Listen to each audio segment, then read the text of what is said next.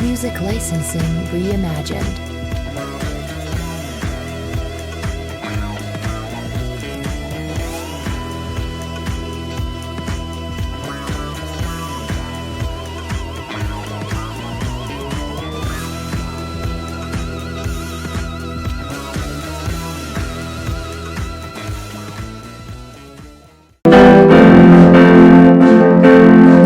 Muchas gracias. Ahí como estás de pie, quiero hacer una oración contigo por todas las familias. Hoy se celebra el Día Internacional de la Familia. Me gustaría que oráramos en dos vertientes. Primero, en agradecerle a Dios por la vida de nuestros familiares. No te estoy diciendo si sean buenos o sean malos, si se portaron bien contigo o mal. Yo te estoy invitando a que des gracias a Dios por ello. ¿Estás bien? E incluso por los que ya no están. Da gracias a Dios por tu familia. Eso es agradable a Dios. Dad gracias en todo porque esa es la voluntad de Dios. Segundo, ora por tu familia en la necesidad que tenga tu familia. Sigo diciendo, no hay familias perfectas, hay familias saludables. Y si Dios quiere restaurar tu familia, lo va a hacer. Ora por ella. Si Dios quiere sanar tu familia o a un familiar, lo va a hacer. En la fe, en la medida que nosotros podamos estar pidiéndole a Dios. Si hay crisis económica en la familia, que Dios restaure. Si hay dolor, que el Señor sane.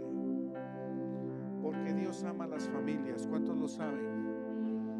Dios le prometió a Abraham que en él y en el linaje de Jesús todas las familias serían benditas en esta tierra.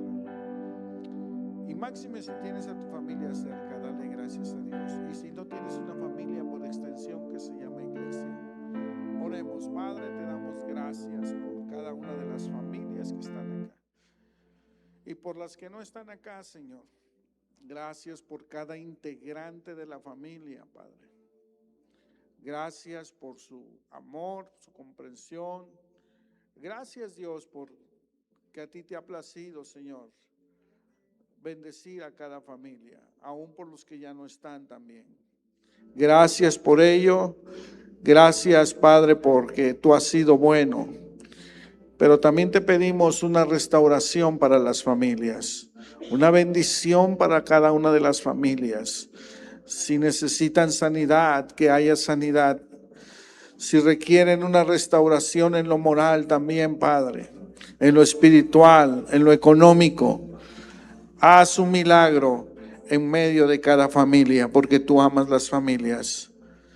Gracias, Dios. Gracias, Jesús, por cada uno de los integrantes de nuestras familias. Amén. Damos gracias a Dios. Amén. Puede tomar su asiento. Y hoy disfrute de su familia, disfrute de sus hijos, padres, y dele gracias a Dios por ello. Bien, vamos a iniciar una serie tomando en cuenta que en próximos días vamos a recordar lo que Jesús hizo en la cruz del Calvario. ¿Ok? Y Jesús vino a este mundo a dar su vida. Pero en esos 40 días antes de ir, aunque no están bien determinados los hechos, sí aparecen varios hechos. Y uno de ellos es que Jesús anunció su muerte antes de ir a la cruz. Y al menos 4 veces en los evangelios se menciona esto. Y a veces nosotros en la vida práctica, en la vida diaria, el tomar una decisión por un camino a veces es incierto. Llegamos a nuestro destino, pero con mucha dificultad. Yo no sé cuántos de ustedes en su momento han tomado una decisión en una Y, derecha o izquierda. Y a veces no sabemos lo que implica o sabemos lo que implica recorrer un camino, pero al final llegamos. La misma palabra nos enseña que hay dos caminos, un ancho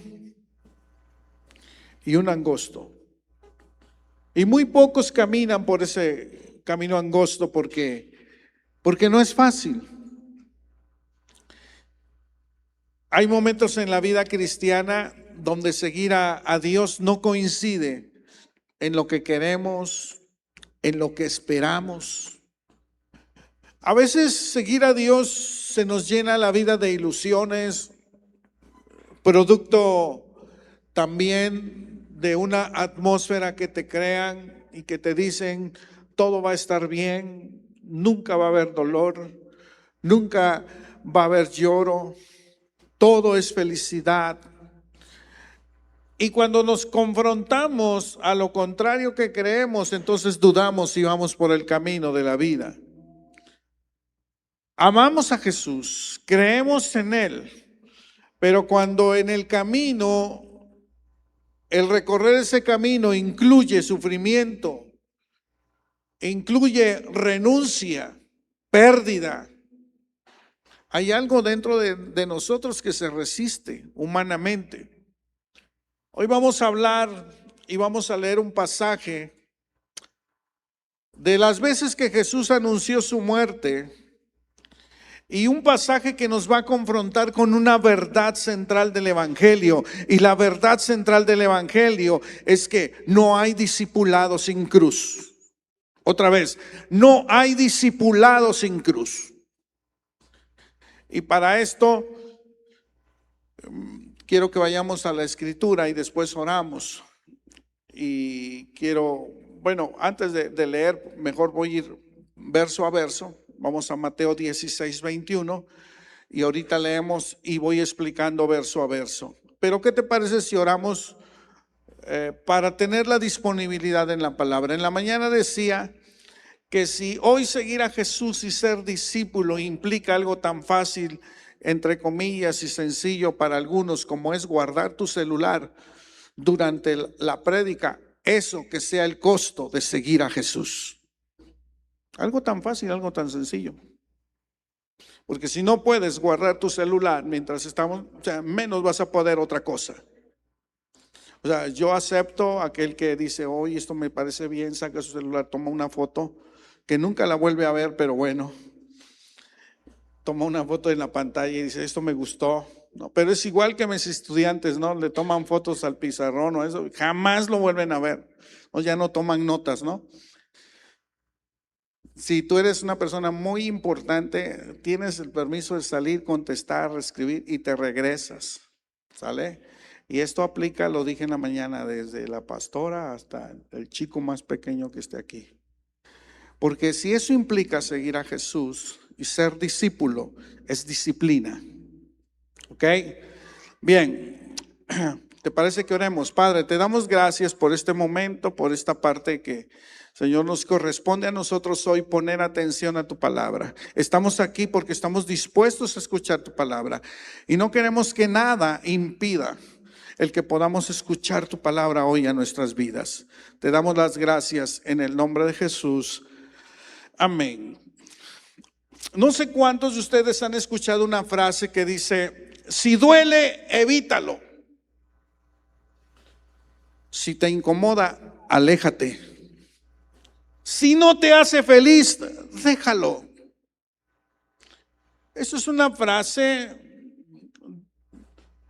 que denota una cultura hedonista. Y la cultura de hedonismo es aquel que busca placer inmediato, comodidad constante y cero sacrificios. El problema es que esta misma lógica choca de manera frontal con el mensaje de Jesús, porque el camino del reino incluye una cruz antes que una corona. A ver otra vez, el camino del reino incluye una cruz antes que una corona.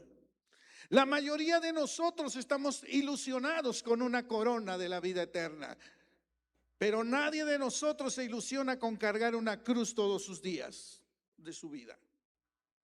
Pero es parte del discipulado. Pero choca de manera frontal con lo que es esta cultura de hedonismo. Placer, satisfacción inmediata. Y estamos creando una cultura mayormente con nuestros hijos y a veces la queremos justificar en decirle: yo le voy a dar todo a mi hija, todo a mi hijo, porque cuando yo era niño, a mí no me lo dieron todo. Y entonces el chiquillo, la chiquilla recibe a manos llenas. No estoy diciendo que está mal o está bien, nada más ojo con lo que, por qué lo haces y cómo lo haces. Porque entonces el chiquillo y la chiquilla comienzan a crecer sintiéndose dueños de todo el mundo, siendo irresponsables, pensando que todo el tiempo papá o mamá va a vivir y jamás se hacen responsables de sus propios hechos. Y cuando te das cuenta dices: ¿qué he creado? Pues sí, el que le quisiste evitar el dolor de una llamada de atención de un maestro porque no hizo la tarea, y tú dices: no, yo voy a ir a aclarar este asunto porque a mi hijo nadie lo toca, aunque el niño no haga nada.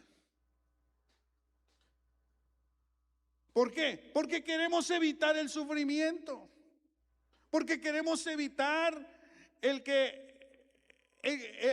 precisamente tengan incomodidad, el cero sacrificios en la vida.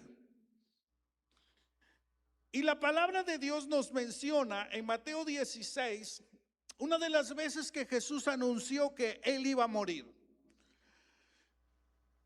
En el verso 21, yo me imagino que Jesús estaba en Él enseñaba sentado, me imagino a los discípulos sentados a su lado, probablemente en una colina donde podía ver Jerusalén, la ciudad. Después de haber estado conversando, Jesús dice: desde entonces comenzó Jesús a advertir a sus discípulos que tenía que ir a Jerusalén y sufrir muchas cosas a manos de los líderes religiosos, de los jefes de los sacerdotes y de los maestros de la ley. También era necesario que lo mataran y que al tercer día resucitaría. Entonces yo me imagino a Jesús platicando esto con sus discípulos y diciéndole: hey chicos, les voy a decir una gran verdad, no les puedo mentir, no les voy a esconder nada. Ven Jerusalén, ok, ahí es mi destino, ese es mi lugar a donde tengo que llegar. Pero saben, ahí me van a maltratar, ahí me van a aborrecer, ahí voy a sufrir. Es más, ahí me van a quitar la vida. Pero también voy a resucitar. Entonces tú te imaginas que un amigo te esté diciendo que está mirando su destino, a donde va a morir. Que un amigo que tanto amas te está diciendo: allá voy a sufrir. Yo creo que más de uno se va a entristecer, más de uno se va a desencajar en su rostro, más de uno lo va a pensar y decir: no quiero eso que pase con mi amigo. Y en este caso era el maestro. Y Jesús les dice con esta verdad, y no engaña a sus discípulos: va a haber sufrimiento, va a haber rechazo, va a haber muerte, pero también va a haber resurrección. Y eso es como cuando un médico hace un diagnóstico y no maquilla ese diagnóstico y te dice: a ver, no te prometo una cura fácil, pero al final la cura va a ser verdadera. Porque Jesús no alivia momentáneamente, pero sí ofrece vida eterna. Jesús no te promete que en esta vida no vas a tener aflicción, pero sí te promete que vas a tener una vida eterna. Y esa vida eterna comienza en esta vida terrenal. Esto significa, y me hago una pregunta, ¿que Dios se complace o es indiferente ante el dolor humano? Yo mismo ayer me volví a cuestionar esto y decir, a ver, ok, si Jesús me está diciendo que el camino hacia la cruz que él iba a padecer en ese momento era dolor o sufrimiento, y luego me dice que el camino del reino es dolor. Mi pregunta es, Dios, ¿tú te complaces en el sufrimiento? ¿O acaso eres indiferente ante el dolor humano? Yo internamente tenía la respuesta, pero quise asegurarme. Y bajo ese análisis y esa reflexión de estar pensando, yendo a la escritura, llegaba a concluir que no es exactamente que Dios quiera el sufrimiento humano por sí mismo. La escritura muestra claramente el corazón compasivo de Dios. Lo dice en Lamentaciones capítulo 3, verso 33. Quiero que lo leas en la pantalla. Y esto es bien claro lo que Dios deja ahí. Dice, la escritura dice así: pues Él no se complace en herir a la gente o en causarles dolor. La naturaleza de Dios no es que se complace, está feliz, está a gusto en que alguien esté herido en la vida, o que Él busque el dolor de las personas. Porque entonces diría, bueno, Señor, a ver, para eso me volví cristiano, para que tú te goces en mi dolor. O sea, ¿acaso no tienes el poder para evitar el dolor? Y déjame decirte que Jesús vino a esta tierra a sanar, vino a esta tierra a restaurar, vino a esta tierra a liberar a los que sufren, y Él nunca provocó dolor para enseñar. Esto significa que a ti no te está buscando y está pensando y decir, quiero enseñarle algo a él, que me ame, y por lo tanto le voy a mandar una enfermedad. No se trata de eso. Dios no se goza en el dolor. Si Dios fuera masoquista, no enviaría a su hijo a cargar él mismo con el dolor. El sufrimiento no siempre es castigo, pero muchas veces simplemente es una realidad humana el sufrimiento. Dios no causa todo el sufrimiento, pero sí puede usarlo. Dice la escritura que a los que aman a Dios todas las cosas nos ayudan a bien. A ver otra vez, a los que amamos a Dios todas las cosas nos ayudan a bien. A lo mejor es muy difícil lo que estemos pasando, pero siempre habrá una vertiente que diga, esto me ayuda bien. Esto no significa que todo sea bueno, sino que Dios puede redimir incluso lo que no es bueno. Y lo que me agrada y lo que me da esperanza es que la Biblia misma nunca termina en dolor. La prueba está que la cruz termina en resurrección. La prueba está que el llanto termina en consolación. La prueba está que la muerte termina en vida. Y eso es maravilloso. La Biblia no termina en un caos. Por eso dice Apocalipsis 21:4 que Él va a enjugar toda lágrima. Él conoce el sufrimiento. Él sabe lo que estás pasando y el dolor. Y Él está contigo en medio del dolor. Pero jamás pienses que Él está provocando el dolor en tu vida. Dios no se glorifica en el sufrimiento. Y esto me encanta. Dios se glorifica en la esperanza. El Dios bíblico no explica todo el sufrimiento, pero sí lo acompaña y sí lo transforma. Pero déjame decirte, ahorita que estoy haciendo una pausa, un paréntesis para explicar el dolor, que hay dos tipos de dolor. No es lo mismo un dolor que causa la realidad de esta vida a un dolor o sacrificio que implica seguir a Jesús. Son dos cosas diferentes. Y voy a recalcar, porque estaba hablando del dolor humano. El dolor humano, el dolor es el dolor cotidiano de la vida. Es el dolor que se vive por vivir en un mundo caído en pecado. Y este dolor no depende de que sigas a Dios o no sigas a Dios. Este dolor humano no depende de que seas cristiano o no lo seas. Este dolor humano no depende de que tengas fe o que sí tengas fe. Este dolor humano es vigente y es una verdad en la humanidad. Llámese enfermedad, llámese pérdida, llámese duelo, llámese frustración, llámese injusticia, traición, consecuencias por decisiones propias o ajenas que muchas veces provocan el dolor. Por eso es que Jesús dijo: en este mundo vas a tener aflicción, pero no termina ahí. Confía que yo he vencido en este mundo. Vas a tener aflicción. Este dolor no necesariamente es espiritual.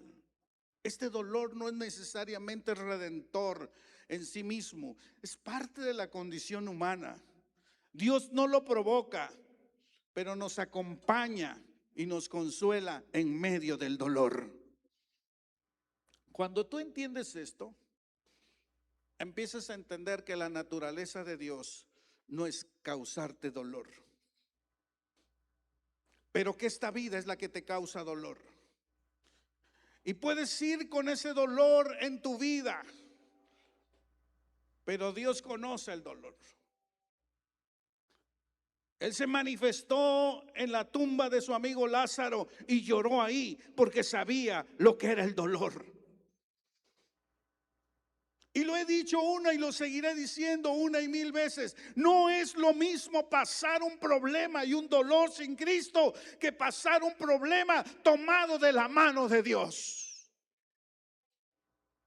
Alguien me dijo, ahora que pasó el funeral de mi padre, me dijo: yo no podría hablar como tú, sin llorar, sin perderme en el dolor. Y le dije: mira, no se trata de que sea yo fuerte o no. Se trata de que tengo una esperanza y es lo que me mantiene fuerte.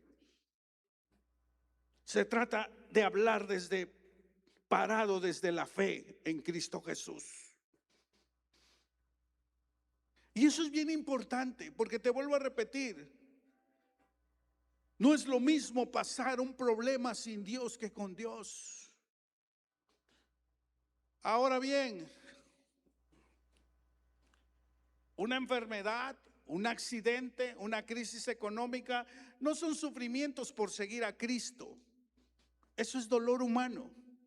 Pero sí hay un dolor, hay un sacrificio por seguir a Jesús, y ese dolor es provocado por la obediencia de ser discípulo. Este tipo de dolor sí surge como consecuencia directa del discipulado. ¿Qué puede implicar? Por ejemplo, renunciar a prácticas que antes eran aceptadas. Yo sé que más de uno sufre o sufrimos cuando sabemos que ser discípulo ya no es compatible con lo que antes hacíamos. Y sé que más de uno, al renunciar a sus prácticas pasadas, le causa dolor, le causa incomodidad. ¿Por qué? Porque sin Cristo me costaría trabajo perdonar, porque sin Cristo el que me la hizo me la paga. Pero cuando Cristo llega a tu vida y eres transformado y quieres seguir a Jesús, sabes que el precio es el perdón, y que implica soltar el perdón, y que implica amar al enemigo, y que implica amar aún el que no se merece que lo perdones. Pero ese solamente es la obediencia, ese es el dolor que se causa. El dolor que se causa por decir la verdad cuando cuesta. El dolor que se causa cuando tienes que mantener convicciones bíblicas en una cultura que la rechaza. Cuando tú dices y declaras en el medio donde estás que eres cristiano, probablemente más de uno te va a rechazar. Más de uno te llamará fanático. Más de uno te llamará que tienes una mente muy limitada, que no eres de mente abierta. Más de uno te va a rechazar. ¿Y sabes por qué? Porque esta cultura no va con una cultura del sacrificio. El dolor que implica elegir obediencia en lugar de comodidad. A veces tienes que perder popularidad, oportunidades, entre comillas, relaciones por vivir conforme al evangelio, si ese es el parte del costo de seguir a Jesús. ¿Y qué te puede pasar cuando tú decides seguir a Jesús y de momento te desapareces los domingos y a eso de las 12 del día sales de tu casa y tu mamá te ve o tu abuela te ve arreglado y te dice, ¿dónde vas, mijito? Y tú dices, me voy a dar una vuelta, que te vaya bien. Pero a los 8 días te vuelve a ver que sales así y tú día a día desgastas tu forma de mentir hasta que un día te atreves a decirle, la verdad, estoy yendo a una iglesia cristiana. Y ese día la abuelita te conjura al más allá, te deshereda. Ese día la abuelita te dice que te quite el apellido. Por eso es que muchos dicen, yo prefiero no decir seguir a Jesús. Admiro a los que se bautizan, y más ahora que ahora salen en una fotografía en las redes sociales. He decidido seguir a Jesús. Ni cómo esconderlo, brother. A veces hemos perdido oportunidades en los trabajos, en los medios, porque lo que se tiene que hacer es incompatible a lo que tiene que vivir una vida de un discípulo. Y cuando alguien escoge, tú sí, tú no robas, tú me vas a echar de cabeza, tú no juegas con nosotros, porque tú eres cristiano. Implica muchas veces perder popularidad. Ese es el dolor que causa seguir a Jesús. Regreso a la escena. Cuando Jesús declara esto, yo me imagino que los discípulos cabizbajos, confundidos, tristes, no sé si musitaron uno a otro, pero siempre había alguien que se atrevía, ese alumno destacado, ese alumno que confronta, y este es Pedro. Y me imagino que llega con Jesús, lo toma del brazo y le dice, ven tantito, Jesús. No se lo quiso decir enfrente de todos, y qué bueno, porque lo que Jesús luego le dijo era muy fuerte. Y le dice, ¿puedes venir tantito, Jesús? Verso 22, Pedro lo llevó aparte. Y ahora resulta que los patos le tiran a las escopetas. El alumno le comienza a decir al maestro, lo comienza a reprender. Y le dice dos frases muy enfáticas y fuertes y le dice, de ninguna manera, Señor, esto no te sucederá jamás. No está redactado todo el discurso, pero probablemente de eso me encargo yo. Y no te voy a dejar ir. ¿Cómo que te van a matar? ¿Cómo que vas a sufrir? ¿Cómo que te van a quitar la vida? Tú no vas para allá. ¿Qué no entiendes? Si estás viendo el peligro, ¿cómo dices que vas a ir a Jerusalén? Por favor, maestro. Ahora yo le digo algo. Pedro está hablando desde esta honestidad también de él, humanamente hablando.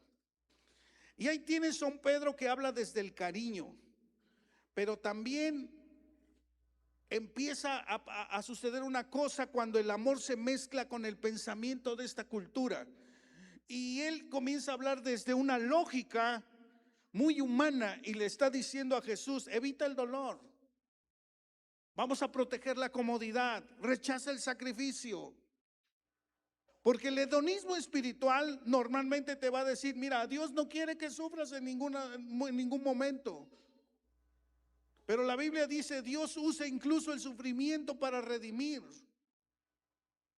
Y bajo esa reprensión que Jesús estaba escuchando de Pedro, me imagino que se le queda mirando y le dice, verso 23, le ha dado una declaración que desenmascara la verdad y la mentalidad que tiene Pedro, y le dice: aléjate de mí, Satanás.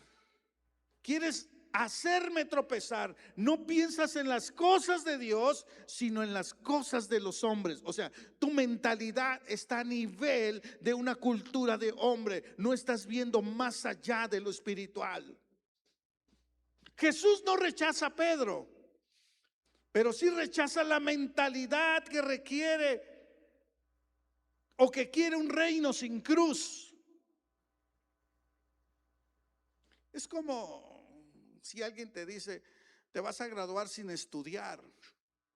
Aunque estoy diciendo que a veces hay casos que se dan, que no saben por qué, pero están en la foto de graduación.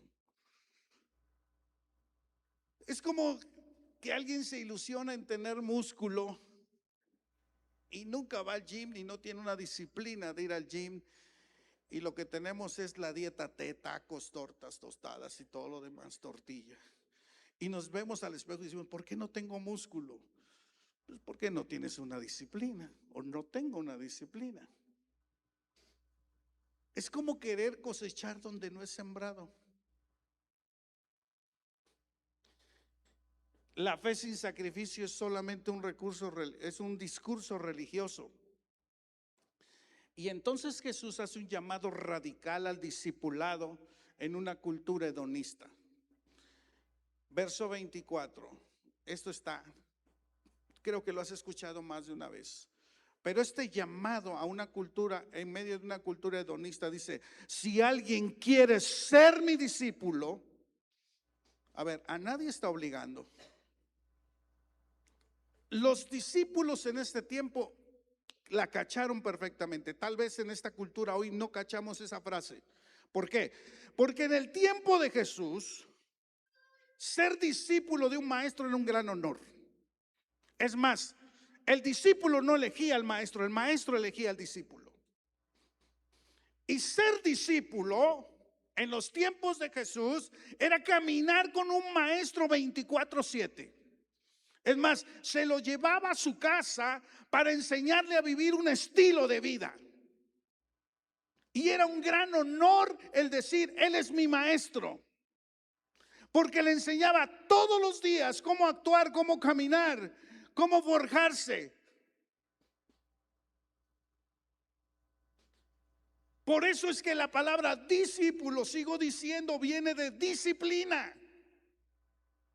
Y disciplina viene de una palabra griega que es disiere, y disiere viene de la palabra enseñanza. Cuando él llama al discipulado, está diciendo: ¿alguien quiere tomar la escuela que yo tengo? Y cuando digo escuela, no me refiero al edificio, me refiero a la manera de pensar. ¿Alguien quiere adoptar mi manera de pensar? ¿Alguien quiere ser como yo? Entonces tiene que hacer tres cosas. Y le dice: número uno, te tienes que negar a ti mismo. ¿Qué me dices? En una cultura que te dice tú primero, Jesús te dice: Dios es primero. Negarte a ti mismo es bajarte de tu trono y decirle a Jesús: siéntate en el trono de mi corazón. Sé tú quien ordenes mis pasos todos los días. Quiero llamarte Señor con ese mayúscula para entender que Señor es el que da órdenes, es mi regente. Pero ¿cuánto nos cuesta trabajo negarnos a nosotros mismos? En el orden de prioridades, ¿quién está? Negarte a ti mismo, ¿qué implica hoy en tu vida? Segundo, toma tu cruz. La cruz no era un accesorio. En aquel entonces la cruz era un instrumento de muerte. O sea, usted se imagina lo que le estaba diciendo a cada discípulo cuando le decía, toma tu cruz. Por eso es que muchos dieron la media vuelta y no siguieron a Jesús. Porque hoy muchos quieren una cruz decorativa. Nos va mucho mejor traerla en una playera.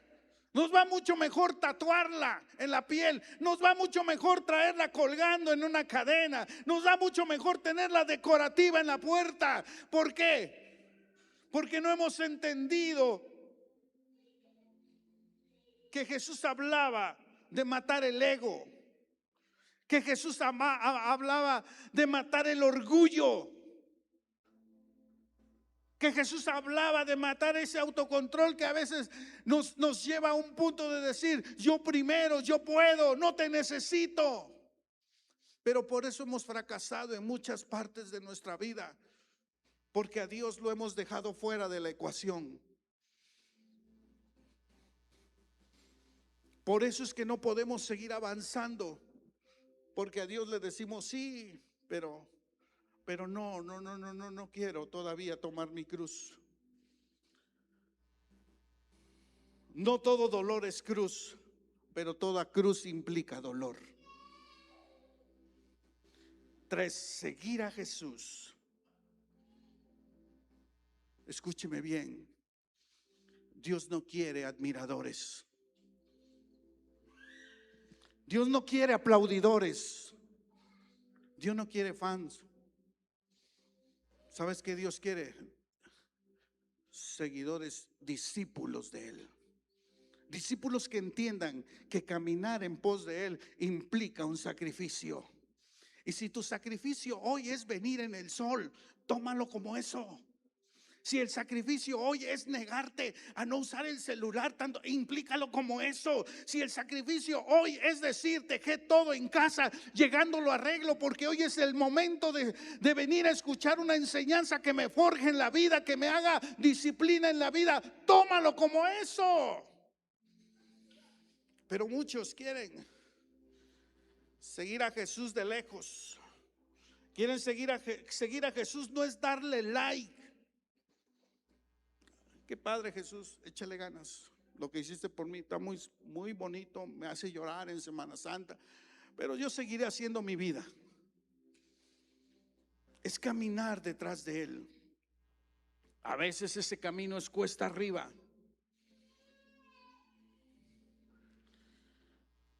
Por eso es que el llamado al discipulado hoy, yo hubiera querido a lo mejor decirte otra cosa, pero es negarse a sí mismo, es tomar nuestra cruz y es seguir a Jesús todos los días. Pastor, aunque las cuestiones estén tan difíciles, sí. Aunque haya enfermedad, sí. Aunque haya dolor, sí. Aunque haya escasez, sí. Nada me podrá apartar del amor de Dios. Nada me podrá apartar del amor de Dios. Porque si eso implica cargar mi cruz, vamos con gusto. Porque sé que al final de una cruz habrá una corona que me espera, que es la vida eterna.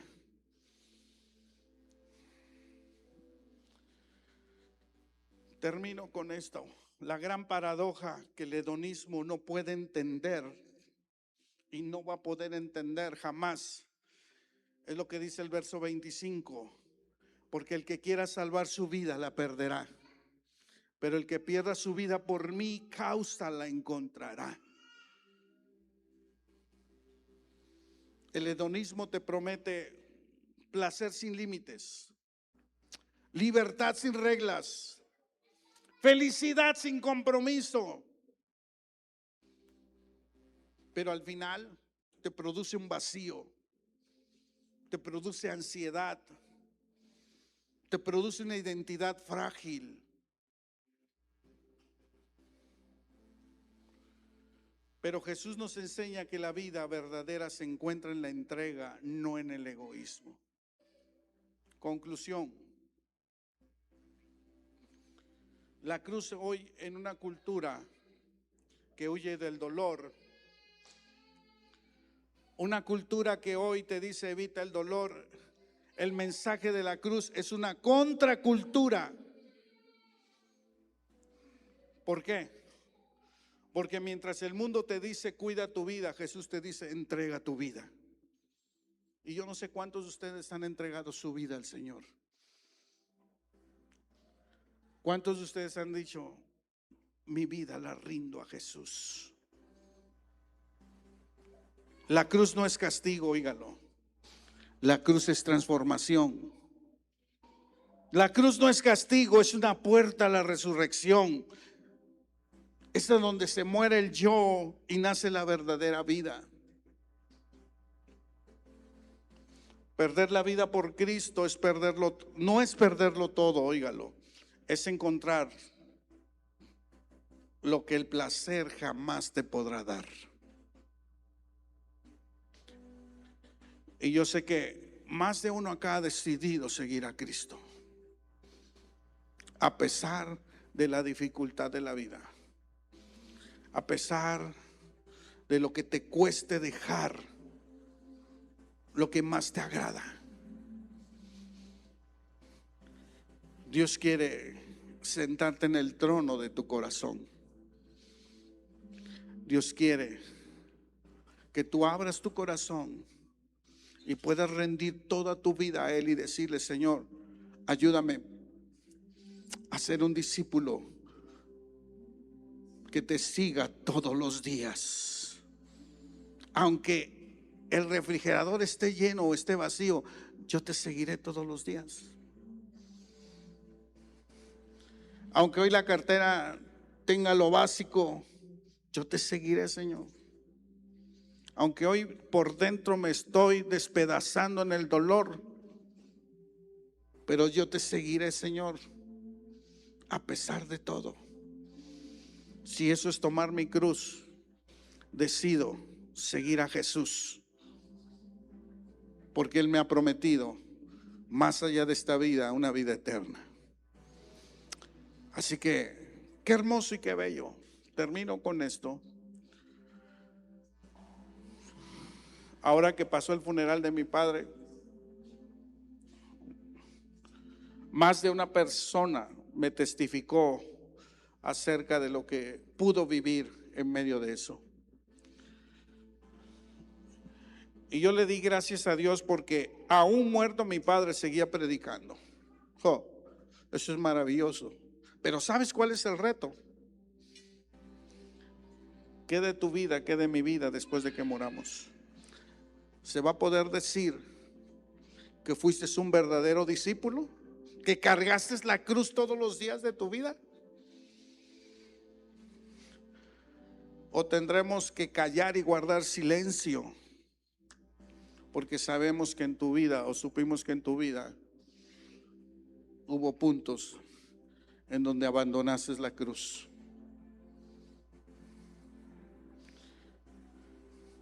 Todos los días, diga conmigo, todos los días. Póngase de pie. Esto es un reto al discipulado, a ser seguidor de Jesús, amar a Jesús, a ser radicales en nuestra fe, a decir: Señor, te quiero seguir todos los días de mi vida. ¿Cuántos pueden levantar su mano y cerrar sus ojos? Quiero orar por ti. Y si tú no has decidido por Jesús, hoy decide por Jesús. Y yo te digo algo: toma la mejor decisión, seguir a Jesús hoy, aunque el camino esté cuesta arriba. El Espíritu Santo es tu consolador. Está contigo. Padre, hoy pongo a tu iglesia en tus manos para seguir adelante en medio de la dificultad, en medio del dolor, en medio de la renuncia. Padre, que podamos ser discípulos tuyos todos los días, que aprendamos a tomar la cruz todos los días de nuestra vida, porque algún día podemos decir que nos espera la corona de la vida eterna. He decidido seguir a Cristo, pero también he decidido no volver atrás. ¿Puedes orar esto cantando? Y dice: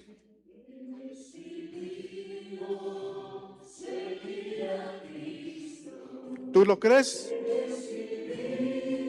No somos perfectos. Dios nos llama a gente perfecta.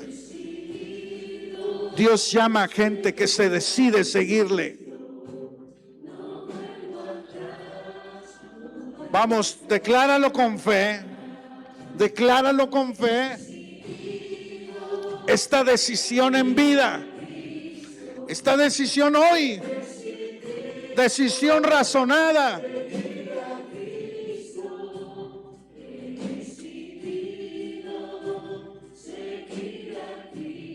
Y sobre todo,